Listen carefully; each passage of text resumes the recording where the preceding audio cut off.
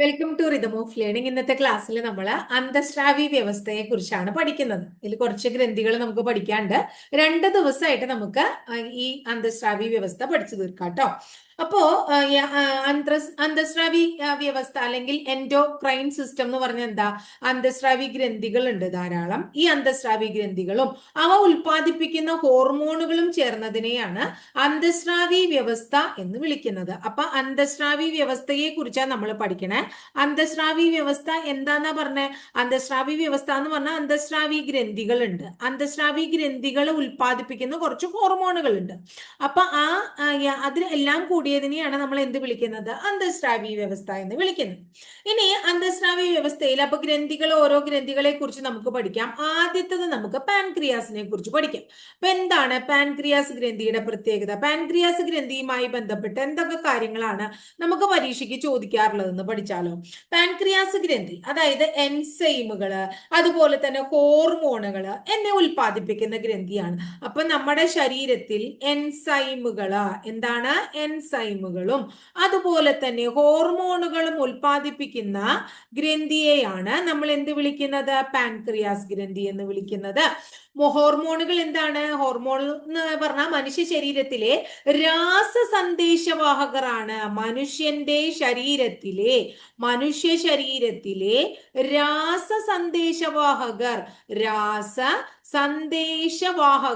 ആര് എന്ന് ചോദിച്ചു കഴിഞ്ഞാൽ എന്താ നമ്മൾ ഉത്തരം പറയേണ്ടത്? ഹോർമോണുകളാണ്. മനുഷ്യ ശരീരത്തിലെ രാസസന്ദേശവാഹകരായ ഹോർമോണുകളും എൻസൈമുകളും ഉൽപ്പാദിപ്പിക്കുന്ന ഗ്രന്ഥിയാണ് പാൻക്രിയാസ് ഗ്രന്ഥി. ക്ലിയർ ആയില്ലേ മക്കളെ? അന്തസ്രാവി ഗ്രന്ഥികളെയും ഹോർമോണുകളെയും അപ്പൊ നമ്മൾ അന്തസ്രാവി ഗ്രന്ഥി പറഞ്ഞു. അന്തസ്രാവി ഗ്രന്ഥിയിൽ ഒരു ഗ്രന്ഥിയാണ് പാൻക്രിയാസ് ഗ്രന്ഥി. ഇനി നമ്മൾ വലിയ ഗ്രന്ഥിയായി തൈറോയ്ഡ് ഗ്രന്ഥി, അങ്ങനെ ഓരോന്നിനെ കുറിച്ച് നമ്മൾ പഠിക്കും.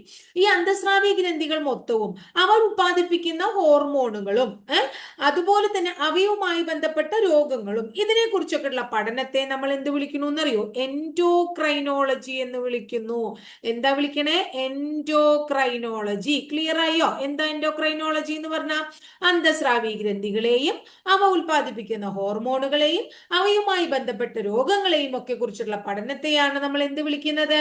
എൻഡോക്രൈനോളജി എന്ന് വിളിക്കുന്നത്. ക്ലിയർ ആയില്ലേ? ഇനി അടുത്തത്, അപ്പൊ നമ്മൾ പാൻക്രിയാസ് ഗ്രന്ഥിയെ കുറിച്ച് ഇനി പഠിക്കണേ. പാൻക്രിയാസ് ഗ്രന്ഥിയെ നമ്മൾ മധുര ഗ്രന്ഥി എന്ന് വിളിക്കുന്നു. പാൻക്രിയാസ് ഗ്രന്ഥി എന്താ അത്രേ? മധുര ഗ്രന്ഥി എന്ന അപരനാമം പാൻക്രിയാസിനുണ്ട്. പാൻക്രിയാസ് ഗ്രന്ഥി ഉൽപ്പാദിപ്പിക്കുന്ന 2 ഹോർമോണുകളാണ്. ഒന്ന് ഇൻസുലിനും അടുത്തത് ഗ്ലൂക്കഗോണും. അപ്പൊ ഇൻസുലിൻ, ഗ്ലൂക്കഗോൺ തുടങ്ങിയവ ഏത് ഗ്രന്ഥി ഉൽപ്പാദിപ്പിക്കുന്ന ഹോർമോണുകളാണ്? പാൻക്രിയാസ് ഗ്രന്ഥി ഉൽപ്പാദിപ്പിക്കുന്ന ഹോർമോണുകളാണ്. ഇനി പാൻക്രിയാസ് ഗ്രന്ഥിയിൽ ഒരു കോശ സമൂഹം കാണുന്നുണ്ട്. ആ കോശ സമൂഹത്തെ നമ്മൾ വിളിക്കുന്നു ഐലറ്റ്സ് ഓഫ് ലാംഗർഹാൻസ്. എന്താ വിളിക്കണേ? ഐലറ്റ്സ് ഓഫ് ലാംഗർഹാൻസ് എന്ന് വിളിക്കുന്നു.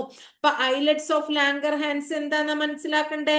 ഐലറ്റ്സ് ഓഫ് ലാംഗർഹാൻസ് എന്ന് പറയുന്നത് പാൻക്രിയാസ് ഗ്രന്ഥിയിൽ കാണുന്ന കോശ സമൂഹങ്ങളാണ്. ഇനി അടുത്തത്, ഐലറ്റ്സ് ഓഫ് ലാംഗർഹാൻസ് ഉൽപ്പാദിപ്പിക്കുന്ന ഹോർമോണാണ് ശരിക്കും എന്ത് പറയുന്നത്?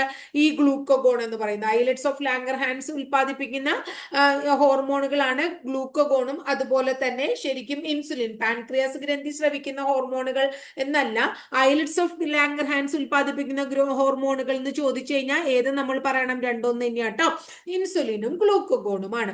കരളിൽ സംഭരിച്ചിരിക്കുന്ന ഗ്ലൈക്കോജനെ ഗ്ലൂക്കോസ് ആക്കി മാറ്റുന്ന ഹോർമോണാണ് ഗ്ലൂക്കഗോൺ.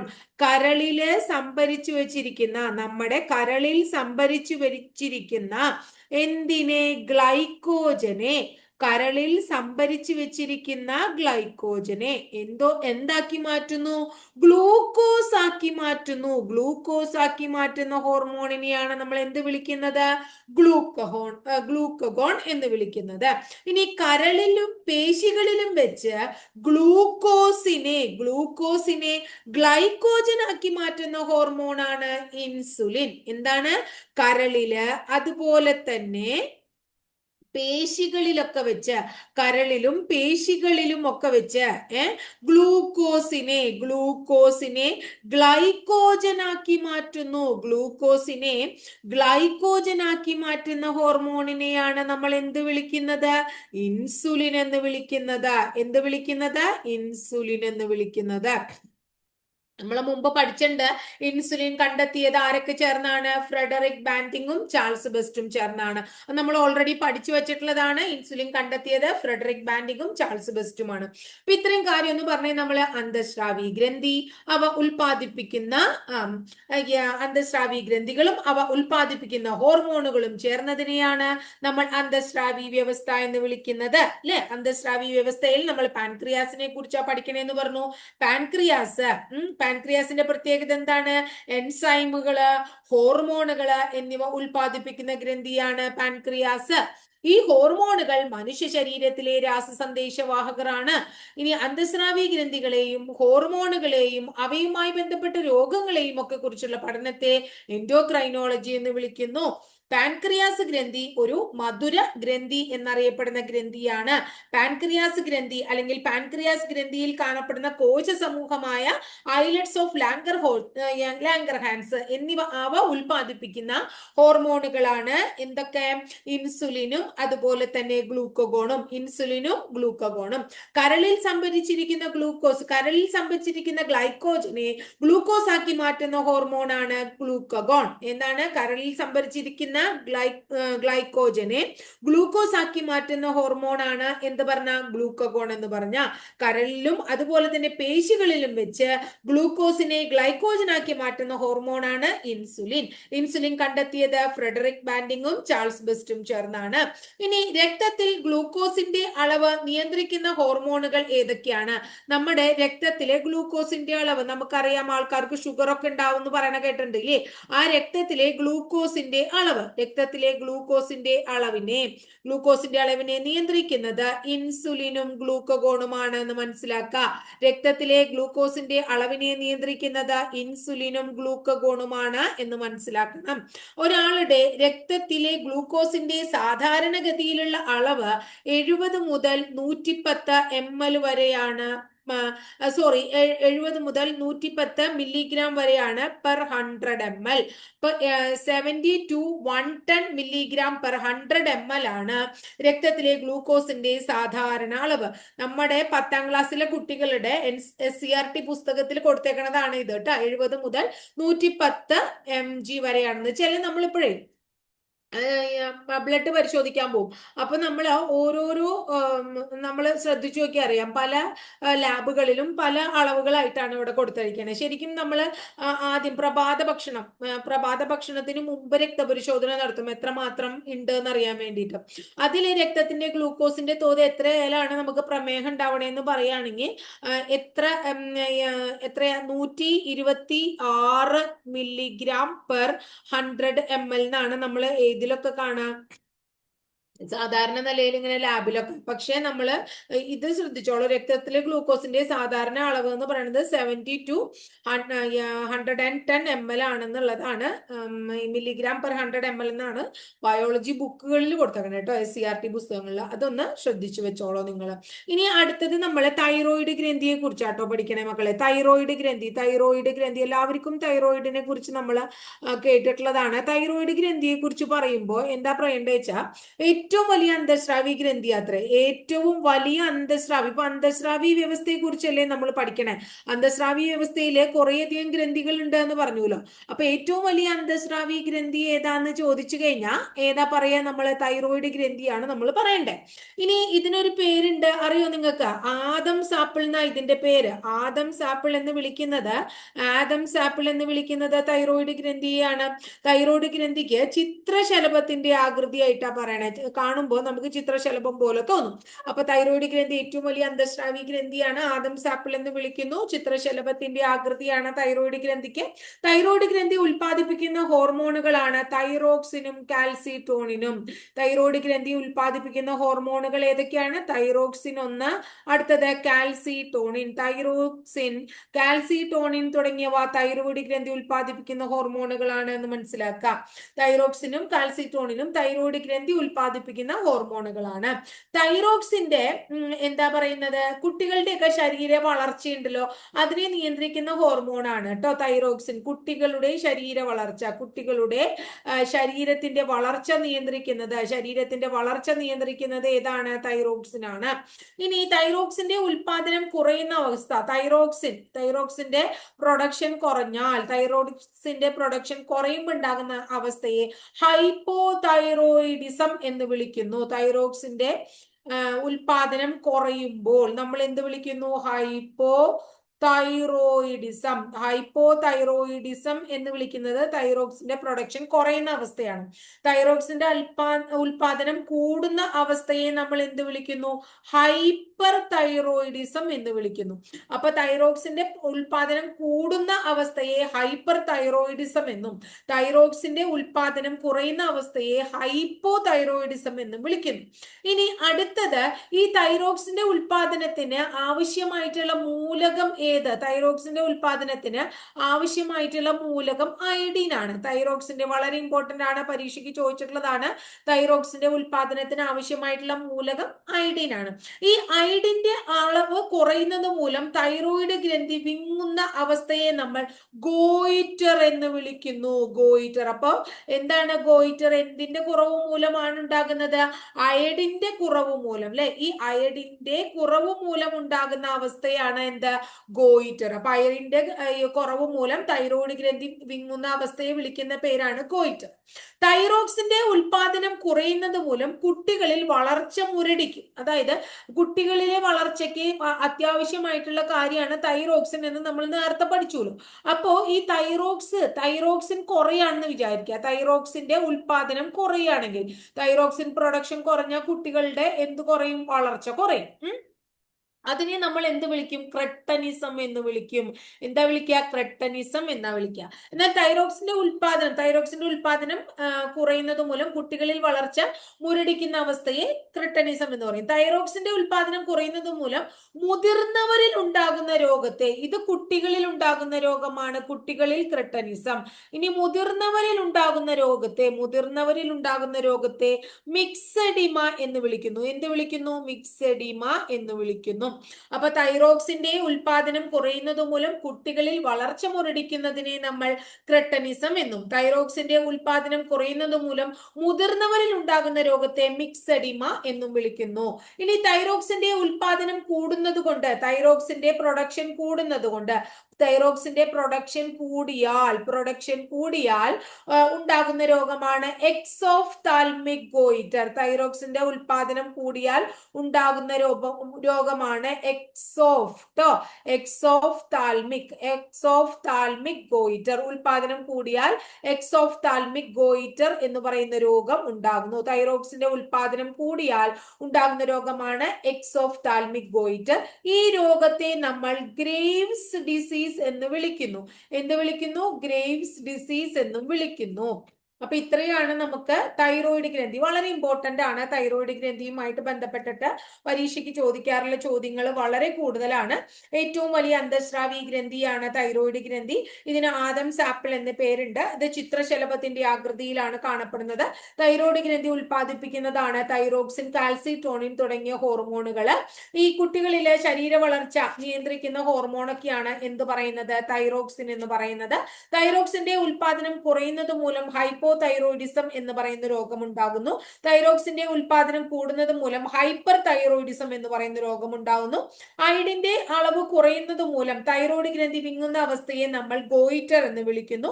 തൈറോക്സിന്റെ ഉൽപാദനം കുറയുന്നത് മൂലം കുട്ടികളിൽ വളർച്ച മുരടിക്കുന്നതിനെ നമ്മൾ ക്രെട്ടനിസം എന്നും മുതിർന്നവരിൽ ഉണ്ടാകുന്ന രോഗത്തെ മിക്സഡിമ എന്നും വിളിക്കുന്നു. തൈറോക്സിന്റെ ഉൽപാദനം കൂടുന്നത് മൂലം ഉണ്ടാകുന്ന രോഗമാണ് എക്സോഫ്താൽമിക് ഗോയിറ്റർ. അതിനെ ഗ്രേവ്സ് ഡിസീസ് എന്നുകൂടി വിളിക്കുന്നുണ്ട്.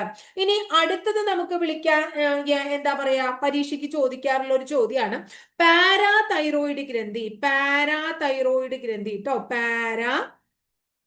പാരാതൈറോയിഡ് ഗ്രന്ഥി. എന്താണ് പാരാതൈറോയിഡ് ഗ്രന്ഥിയെ കുറിച്ച് നമുക്ക് പഠിക്കാനുള്ളത്? പാരാതൈറോയിഡ് ഗ്രന്ഥിയെ കുറിച്ച് പഠിക്കുമ്പോൾ പാരാതൈറോയിഡ് ഗ്രന്ഥി ഉൽപ്പാദിപ്പിക്കുന്ന ഹോർമോണിന്റെ പേര് പാരാതോർമോൺ എന്നാണ്. ഹോർമോണിന്റെ പേര് ആദ്യം പഠിക്കുക, പാരാതോർമോൺ. കണ്ടോ, പാരാതോർമോൺ എന്ന് പറയുന്ന ഹോർമോൺ ആണ് പാരാതൈറോയിഡ് ഗ്രന്ഥി ഉൽപ്പാദിപ്പിക്കുന്ന ഹോർമോൺ. രക്തത്തിൽ കാൽസ്യത്തിന്റെ അളവ് വർദ്ധിപ്പിക്കുന്ന ഹോർമോൺ ആണ്. രക്തത്തിൽ കാൽസ്യത്തിന്റെ അളവ്, കാൽസ്യത്തിന്റെ അളവ് വർദ്ധിപ്പിക്കാൻ സഹായിക്കുന്ന ഹോർമോൺ ആണ്. രക്തത്തിൽ കാൽസ്യത്തിന്റെ അളവ് വർദ്ധിപ്പിക്കാൻ സഹായിക്കുന്ന ഹോർമോൺ ആണ് പാരാതോർമോൺ. രക്തത്തിലെ കാൽസ്യത്തിന്റെ അളവ്, ഒരു വ്യക്തിയുടെ രക്തത്തിലെ കാൽസ്യത്തിന്റെ അളവ് 9 to 11 milligram 9 to 11 milligram per 100 ml 100 ml 9 to 11 milligram ഉണ്ടാവണം എന്നാണ്. ഇനി അടുത്തത്, ഇങ്ങനെ കാൽസ്യത്തിന്റെ അളവ് കുറഞ്ഞാൽ അല്ലെങ്കിൽ പാരാതോർമോണിന്റെ അളവ് കുറയുമ്പോൾ ഉണ്ടാകുന്ന രോഗത്തെ നമ്മൾ ടെറ്റനി എന്ന് വിളിക്കുന്നു. അതായത് എന്താ പറയാ, നമ്മുടെ ടെറ്റനി ബാധിക്കുന്നത് ഏതിനെയാണ്? പേശികളെയാണ്. അത് ചോദിച്ചിട്ടുണ്ട് പരീക്ഷയ്ക്ക്. അപ്പൊ പേശികളെ ബാധിക്കുന്ന ടെറ്റനി എന്ന് പറയുന്ന രോഗം ഉണ്ടാവുന്നു കാൽസ്യത്തിന്റെ അളവ് കുറയുമ്പോഴോ അല്ലെങ്കിൽ പാരാതോർമോണിന്റെ അളവ് കുറയുമ്പോഴോ. കാരണം പാരാതോർമോൺ ആണല്ലോ കാൽസ്യം പ്രൊഡ്യൂസ് ചെയ്യാൻ സഹായിക്കുന്നത്. അപ്പോ കാൽസ്യത്തിന്റെ അളവ് കുറയുമ്പോൾ അല്ലെങ്കിൽ പാരാതോർമോണിന്റെ അളവ് കുറയുമ്പോൾ രക്തത്തില് എന്താണ്, കാൽസ്യത്തിന്റെ അളവ് വളരെ കുറയാണ്. 9 to 11 മില്ലിഗ്രാം എന്ന് പറയുന്നത് കുറയും. അങ്ങനെ നമുക്ക് പേശികളെ ബാധിക്കുന്ന ടെറ്റനി എന്ന് പറയുന്ന അസുഖം ഉണ്ടാകുന്നു എന്ന് മനസ്സിലാക്കാം. ഇനി അടുത്തത് നമ്മൾ പഠിക്കുന്നത് അഡ്രിനൽ ഗ്ലാൻഡിനെ കുറിച്ചാണ്. അഡ്രിനൽ ഗ്രന്ഥി അഥവാ അഡ്രിനൽ ഗ്ലാൻഡ്. എന്താണ് അഡ്രിനൽ ഗ്ലാൻഡ്? ഇനി ഇത് രണ്ട് വൃക്കകളുടെയും മുകളിലായി കാണപ്പെടുന്ന ഗ്രന്ഥിയാണ് അഡ്രിനൽ ഗ്ലാൻഡ്. അഡ്രിനൽ ഗ്ലാൻഡിനെ നമ്മൾ അതിവൃക്കാഗ്രന്ഥി എന്നും വിളിക്കുന്നുണ്ട്. അപ്പോ അതിവൃക്കാഗ്രന്ഥി എന്ന് വിളിക്കുന്നതും അഡ്രിനൽ ഗ്ലാൻഡ് എന്ന് വിളിക്കുന്നതും ഒക്കെ എന്ത് തന്നെയാണ്? ഒന്ന് തന്നെയാണെന്ന് നമ്മൾ മനസ്സിലാക്കും. ശരീരത്തില് എന്താ പറയാ, വീക്കം, നമ്മുടെ എന്താ പറയാ, നീർക്കെട്ട് എന്നൊക്കെ പറയും. അതുപോലെ തന്നെ അലർജി, ശരീരത്തിലെ നീർക്കെട്ട്, അതുപോലെ തന്നെ അലർജി എന്നിവ ഇല്ലാതാക്കാൻ സഹായിക്കുന്ന അഡ്രിനൽ എന്താ പറയാ ഗ്രന്ഥി ഉൽപ്പാദിപ്പിക്കുന്ന ഹോർമോൺ ആണ് കോർട്ടിസോൾ എന്ന് പറയുന്നത്. ഏതാണ്? കോർട്ടിസോള്. ശരിക്കും എന്താ പറയാ, ഈ അഡ്രിനൽ ഗ്രന്ഥിയുടെ പുറംഭാഗത്തെ നമ്മൾ വിളിക്കുന്നത് കോർട്ടെക്സ് എന്നാണ്. പുറംഭാഗത്തെ കോർട്ടെക്സ് എന്ന് വിളിക്കുന്നു. കോർട്ടെക്സ് എന്ന് വിളിക്കുന്നു. ഈ കോർട്ടെക്സ് അല്ലെങ്കിൽ അഡ്രിനൽ ഗ്രന്ഥി രണ്ട് ഹോർമോണുകൾ ഉൽപ്പാദിപ്പിക്കുന്നു. പ്രധാനമായിട്ടും ഒന്നിന്റെ പേര് കോർട്ടിസോൾ എന്നാണ്. ഒന്നിന്റെ പേര് കോർട്ടിസോൾ ആണ്. ഒന്ന് കോർട്ടിസോള്. അടുത്തത് അൾഡോസ്റ്റിറോൺ. അടുത്തതിന്റെ പേര് അൾഡോസ്റ്റിറോൺ. കോർട്ടിസോൾ കേട്ടോ. കോർട്ടിസോളും അൾഡോസ്റ്റിറോണും കേട്ടോ. ഇത് രണ്ടും ഇത് ഉൽപ്പാദിപ്പിക്കുന്നതാണ്. അതിൽ കോർട്ടിസോളിന്റെ പ്രത്യേകത വീക്കം, അലർജി ഒക്കെ ഇല്ലേ, ആ വീക്കം, അലർജി എന്നിവ ഇല്ലാതാക്കാൻ സഹായിക്കുന്നതാണ് കോർട്ടിസോൾ എന്ന് മനസ്സിലാക്കുക. മനുഷ്യ ശരീരത്തിലെ രക്തസമ്മർദ്ദം ക്രമീകരിക്കാൻ, ബ്ലഡ് പ്രഷർ, രക്തസമ്മർദ്ദം ക്രമീകരിക്കാൻ സഹായിക്കുന്ന ഹോർമോണാണ് അൾഡോസ്റ്റിറോൺ. എന്താണ്? അൾഡോസ്റ്റിറോൺ. രക്തസമ്മർദ്ദത്തിന് എന്താ പറയാ ക്രമീകരിക്കാൻ അൾഡോസ്റ്റിറോൺ സഹായിക്കുന്നു. ഇനി അടുത്തത് ഈ പുറംഭാഗമാണ് കോർട്ടെക്സ് അല്ലെങ്കിൽ അഡ്രിനൽ ഗ്ലാൻഡ് ഉൽപ്പാദിപ്പിക്കുന്ന രണ്ട് ഹോർമോണുകളാണ് കോർട്ടിസോളും അതുപോലെ തന്നെ അൾഡോസ്റ്റിറോൺ എന്ന് പഠിച്ചു. ഇനി എന്താ പറയാ, നമ്മുടെ അഡ്രിനൽ ഗ്രന്ഥി അഥവാ അതിവൃക്ക ഗ്രന്ഥിയുടെ ഉൾഭാഗമാണ് മെഡുല്ല എന്ന് പറയുന്നത്. പുറംഭാഗം കോർട്ടെക്സ് ആണ്. മെഡുല്ലയുടെ പ്രത്യേകത, മെഡുല്ല ഇതിന്റെ ഉൾഭാഗമാണ്. മെഡുല്ല ഉൽപ്പാദിപ്പിക്കുന്ന ഹോർമോണുകളാണ് അഡ്രിനാലിനും നോർ അഡ്രിനാലിനും. എന്തൊക്കെയാണ്? അഡ്രിനാലിൻ എന്ന് പറയുന്ന ഹോർമോണും നോർ അഡ്രിനാലിൻ എന്ന് പറയുന്ന ഹോർമോണും. ഇത് എന്തുൽപാദിപ്പിക്കുന്നതാണ്? മെഡുല്ല ഉൽപ്പാദിപ്പിക്കുന്നതാണ്. അഡ്രിനാലിനും നോർ അഡ്രിനാലിനും എന്തുൽപാദിപ്പിക്കുന്നതാണ്? മെഡുല്ല ഉൽപ്പാദിപ്പിക്കുന്ന ഹോർമോണുകളാണ്. ക്ലിയർ ആയില്ലേ മക്കളെ? അഡ്രിനൽ ഗ്രന്ഥിയുടെ ഭാഗമായ മെഡുല്ല ഉൽപ്പാദിപ്പിക്കുന്നതാണ് അഡ്രിനാലിനും നോർ അഡ്രിനാലിനും. ഇനി അതിലെ അഡ്രിനാലിനെ നമ്മൾ വിളിക്കുന്നു അടിയന്തിര ഹോർമോൺ. പരീക്ഷയ്ക്ക് പലപ്പോഴും ചോദിച്ചിട്ടുണ്ട് അടിയന്തിര ഹോർമോൺ എന്നറിയപ്പെടുന്നത് എന്നറിയപ്പെടുന്നത് അഡ്രിനാലിൻ. സർജിക്കൽ ഹോർമോൺ എന്നറിയപ്പെടുന്നത് നോർ അഡ്രിനാലിൻ. അഡ്രിനാലിൻ എന്താണ്? അടിയന്തര ഹോർമോൺ അഡ്രിനാലിനാണ്. ഇനി അഡ്രിനാലിന് വേണമെങ്കിൽ നമുക്ക് എപ്പിനെഫ്രിൻ എന്നും കൂടി വിളിക്കാട്ടോ. എപ്പിനെഫ്രിൻ എന്ന് പറയുന്നതും അഡ്രിനാലിൻ തന്നെയാണ്. അതിനിപ്പോ കണ്ടു കഴിഞ്ഞാൽ നിങ്ങൾ മനസ്സിലാക്കാതെ വരണ്ട. എപ്പിനെഫ്രിൻ, അതുപോലെ തന്നെ നോർ എപ്പിനെഫ്രിൻ എന്നും പറയും. നോർ എപ്പിനെഫ്രിൻ ആണ് എന്ത്? നോർ അഡ്രിനാലിൻ എന്ന് പറയുന്നത്. അപ്പൊ അഡ്രിനൽ ഗ്രന്ഥി അല്ലെങ്കിൽ അതിവൃക്കാഗ്രന്ഥി. ഈ അതിവൃക്കാഗ്രന്ഥിക്ക് പുറംഭാഗത്തിന്റെ കോർട്ടെക്സ് എന്നും ഉൾഭാഗത്തിന് മെഡുല്ല എന്നും വിളിക്കുന്നു. പുറംഭാഗം കോർട്ടിസോളും അൾഡോസ്റ്റിറോൺ എന്ന് പറഞ്ഞിട്ടുള്ള 2 ഹോർമോണുകൾ പുറപ്പെടുവിക്കുന്നു. ഉൾഭാഗം അഡ്രിനാലിൻ, നോർ അഡ്രിനാലിൻ എന്ന് പറയുന്ന 2 ഹോർമോണുകൾ പുറപ്പെടുവിക്കുന്നു. പുറംഭാഗം പുറപ്പെടുവിക്കുന്ന കോർട്ടിസോൾ എന്ന് പറയുന്ന ഹോർമോണിന്റെ പ്രത്യേകത വീക്കം, അലർജി എന്നിവ ഇല്ലാതാക്കാൻ സഹായിക്കുന്നു. അൾഡോസ്റ്റിറോണിന്റെ പ്രത്യേകത രക്തസമ്മർദ്ദം ക്രമീകരിക്കാൻ സഹായിക്കുന്നു. മെഡുല്ല അഥവാ ഉൾഭാഗം ഉൽപ്പാദിപ്പിക്കുന്ന 2 ഹോർമോണുകളായ അഡ്രിനാലിനും നോർ അഡ്രിനാലിനും. അഡ്രിനാലിന്റെ മറ്റൊരു പേര് എപ്പിനെഫ്രിൻ എന്നും നോർ അഡ്രിനാലിന്റെ പേര് നോർ എപ്പിനെഫ്രിൻ എന്നുമാണ്. ഇനി അഡ്രിനാലിനെ അടിയന്തര ഹോർമോൺ എന്നും നോർ അഡ്രിനാലിനെ സർജിക്കൽ ഹോർമോൺ എന്നും വിളിക്കുന്നു. ക്ലിയർ ആയില്ലേ? ഇനി അടുത്തത് നമുക്ക് പഠിക്കാനുള്ള ഗ്രന്ഥിയുടെ പേര് തൈമസ് ഗ്രന്ഥി എന്നാണ്. എന്താ ഗ്രന്ഥിയുടെ പേര്? തൈമസ് ഗ്രന്ഥിയാണ്. തൈമസ് ഗ്രന്ഥി ഇത് മാറലിന് താഴെയായി കാണപ്പെടുന്നു. തൈമസ് ഗ്രന്ഥി. ഇതിന്റെ പേര് യുവത്വ ഗ്രന്ഥി. PSCക്ക് ഇഷ്ടമുള്ള ഒരു ചോദ്യമാണ്. യുവത്വ ഗ്രന്ഥി എന്നറിയപ്പെടുന്നത് തൈമസ് ആണ്. തൈമസ് ഉൽപ്പാദിപ്പിക്കുന്ന ഹോർമോൺ ആണ് തൈമോസിൻ. തൈമോസിനെ യുവത്വ ഹോർമോൺ എന്നും വിളിക്കുന്നു. അപ്പൊ യുവത്വ ഹോർമോൺ എന്ന് വിളിക്കുന്നത് തൈമോസിനാണ്. ഇത്രയേ ഉള്ളൂ തൈമസ് ഗ്രന്ഥി മാറലിന്റെ താഴെയായിട്ട്, നമ്മുടെ മാറലിന്റെ താഴെയായി സ്ഥിതി ചെയ്യുന്ന അന്തസ്രാവി ഗ്രന്ഥിയാണ് തൈമസ് ഗ്രന്ഥി. യുവത്വ ഗ്രന്ഥി എന്ന് വിളിക്കുന്ന തൈമസ് ഗ്രന്ഥിയാണ്. തൈമസ് ഗ്രന്ഥി ഉൽപ്പാദിപ്പിക്കുന്ന ഹോർമോൺ തൈമോസിനാണ്. തൈമോസിനെ എന്ത് വിളിക്കുന്നു? യുവത്വ ഹോർമോൺ എന്ന് വിളിക്കുന്നു. ഇനി അടുത്തത് നമ്മൾ പഠിക്കണം പൈനിയൽ ഗ്രന്ഥി. എന്താണ്? പൈനിയൽ ഗ്രന്ഥി വളരെ ഇമ്പോർട്ടന്റ് ആണ്. പരീക്ഷയ്ക്ക് നിങ്ങൾ കണ്ടിട്ടില്ലേ? ജൈവ ഘടികാരം. ക്വസ്റ്റ്യൻ പേപ്പർ പഠിക്കുമ്പോൾ നമ്മൾ കാണും ബയോളജിക്കൽ ക്ലോക്ക് അല്ലെങ്കിൽ ജൈവ ഘടികാരം എന്ന് വിളിക്കുന്നത് ഏതിനെയാണ്? ബയോളജിക്കൽ ക്ലോക്ക് അഥവാ ജൈവ ഘടികാരം എന്ന് വിളിക്കുന്നത് പൈനിയൽ ഗ്രന്ഥിയെയാണ്. മനുഷ്യ ശരീരത്തിലെ ഏറ്റവും ചെറിയ ഗ്രന്ഥിയാണ് പൈനിയൽ ഗ്രന്ഥി. പൈനിയൽ ഗ്രന്ഥി ഉൽപ്പാദിപ്പിക്കുന്ന ഹോർമോണുകളാണ് മെലാട്ടോണിനും സെറാട്ടോണിനും. അടുത്തത് സെറോട്ടോണിൻ. ഇത് രണ്ടും പൈനിയൽ ഗ്രന്ഥി ഉൽപ്പാദിപ്പിക്കുന്ന ഹോർമോണുകളാണ്. ഇനി മെലാട്ടോണിന്റെ പ്രത്യേകത, ഉറങ്ങാൻ സഹായിക്കുന്നത് മെലാട്ടോണിനാണ്. മനുഷ്യനെ ഉറങ്ങാൻ സഹായിക്കുന്നു മെലാട്ടോണിൻ. രാത്രികാലങ്ങളിലാണ് ഇത് കൂടുതൽ പുറപ്പെടുവിക്കുന്നത്. കൃത്യമായിട്ടുള്ള പ്രജനന കാലഘട്ടമുള്ള ജീവികളിൽ ലൈംഗിക പ്രവർത്തനങ്ങൾ നിയന്ത്രിക്കുന്നതും ഏത് തന്നെയാണ്? മെലാട്ടോണിൻ തന്നെയാണ്. മനസ്സിലായോ? അപ്പൊ മെലാട്ടോണിന്റെ പ്രത്യേകത എന്തൊക്കെയാണ്? ഉറങ്ങാൻ സഹായിക്കുന്നു, കൃത്യമായ പ്രജനന കാലഘട്ടമുള്ള ജീവികളിലെ ലൈംഗിക പ്രവർത്തനങ്ങൾ നിയന്ത്രിക്കാൻ സഹായിക്കുന്നു മെലാട്ടോണിൻ.